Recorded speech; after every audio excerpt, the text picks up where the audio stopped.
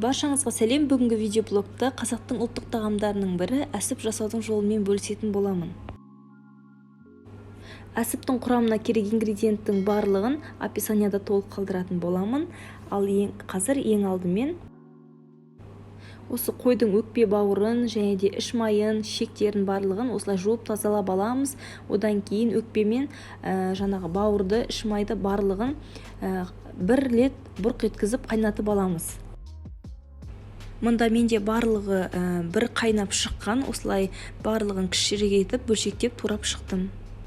Және де ішіне бір пияз, және де өз қалауларыңызша 2-3 бас чеснок салсаңыздар болады. Және де күрішті алдын ала жуып, тазалап, ыстық суға кішкене салып қоямыз.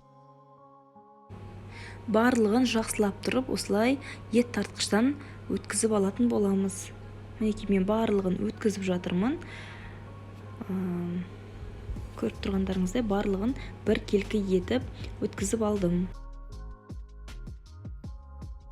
Және де дәміне қарай тозын, бұрышын, қалауларыңызша басқандай дәмдеуіштер салсаңыздар болады.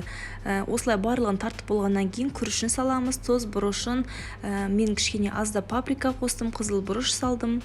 Өте дәмді болып шығады. Өздеріңіздің қалаған дәмдеуіштеріңізді қоссаңыздар болады. Осылай жақсылап тұрып қолымызбен араластырамыз. Одан кейін ішіне осындай сорпа кесемен бір кеседей суды құямыз. Осылай аздан құйып отырып араластырамыз.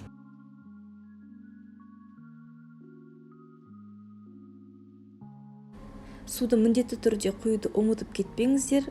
Су барлығының бір келкі пісуіне көмектеседі, және де шекке салған кезде барлығы тез кіріп кететін болады.